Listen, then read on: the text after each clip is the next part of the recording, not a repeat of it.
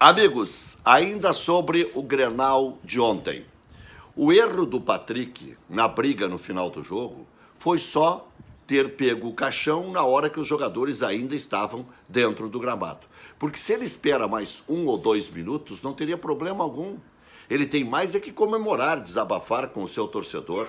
O Internacional tomou muita flauta do Grêmio e aguentou. Aguentou, não adianta partir para a porrada. Assim como o Sacha dançou valsa, depois o Edilson respondeu, isso faz parte da história do Grenal. Antigamente as flautas ainda eram mais severas, mas hoje o mundo está mudado.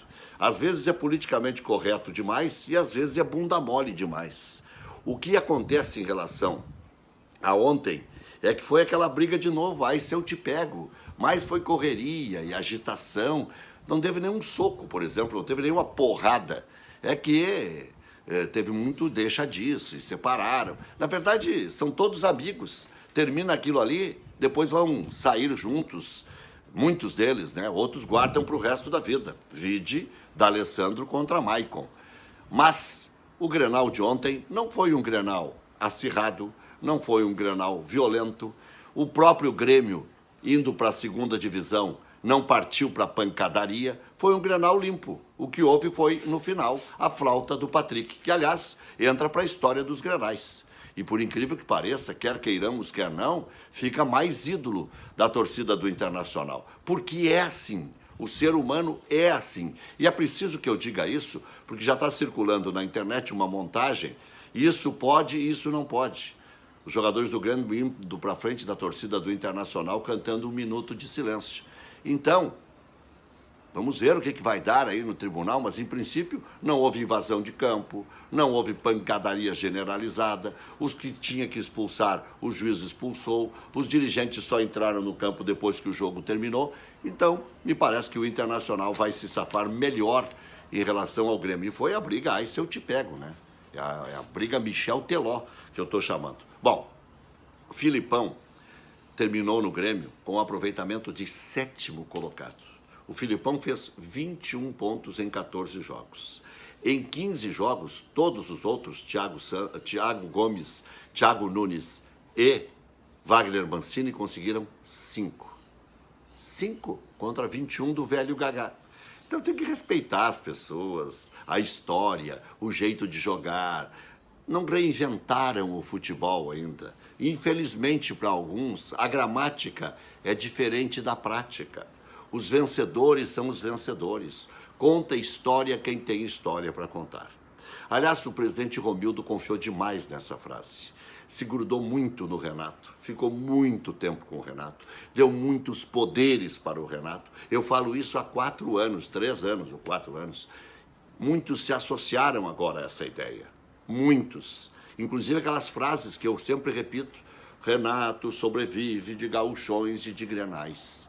Sempre com um grupo milionário, o Grêmio. Por quê? Porque fez bons negócios. E aí a justiça ao presidente Romildo, que conseguiu vender bem. E eu sempre elogiei o presidente Romildo no sentido de que quem bota preço nos jogadores do Grêmio é o Grêmio. Se o Grêmio for para a segunda divisão, quanto vai perder com isso? Alguns calculam em 100 milhões. Só em direitos federativos, sócios, bilheteria, porque mesmo que não entre para o Grêmio abate na dívida que tem com a OAS. Então, é terrível a situação de ir para a segunda divisão. O presidente meio que jogou a toalha, porque antes, naquelas entrevistas que deu para as emissoras de rádio, né, e o presidente escolhe, infelizmente, não falar no meu horário, quando lá atrás, né, escolhia falar para mim e eu dizia que ele ia ser presidente do Grêmio. Mas isso não me aflige. Se querem saber, não me aflige nada. Nada, nada. Vitório Pifro, Marcelo Medeiros também procederam da mesma forma. Não me caiu nenhum pedaço, porque eles passarão e eu passarinho, como diria Mário Quintana.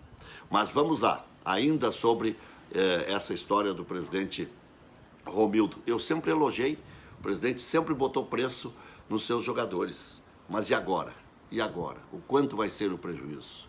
Como é que se faz? Né? E eu estava dizendo que eu não joguei a toalha ainda.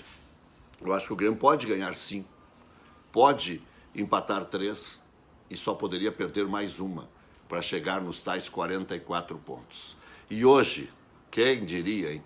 Ter que secar o Bahia, porque senão o Bahia vai a 36 contra 26 do Grêmio.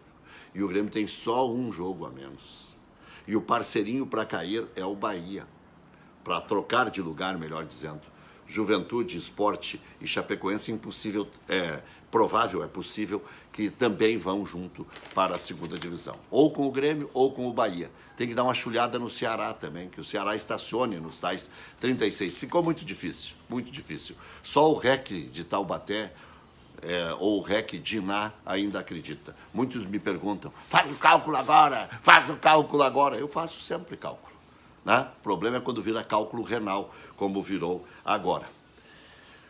O time do Grêmio, com 14 milhões de folha, como é que vai fazer? Como é que vai se restabelecer? Como é que vai reformular? Vai pagar todo mundo? Indenizar todo mundo? Gastar tudo que guardou? Presidente. Ficou complicado. O senhor se cercou de poucas pessoas, era o CEO, o Renato passando por cima de todos os vices de futebol.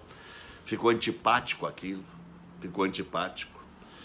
E o presidente ficou também muito ligado a outras coisas, né?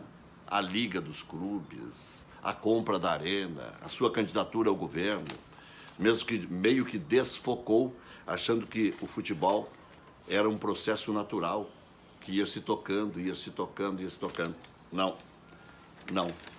Não ia se tocando, não. Deixa eu ver mais aqui.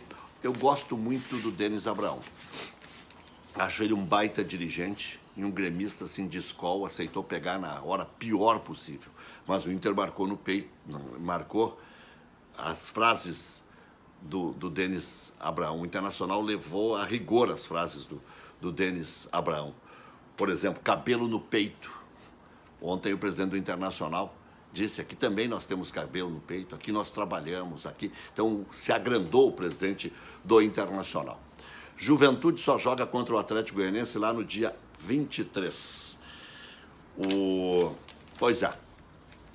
Problemas, muitos problemas. Eu estou averiguando uma outra situação aí, que com o passar dos dias pretendo contar, mas eu vou contar com todos os requintes de pesquisa, né? Porque senão vira irresponsabilidade.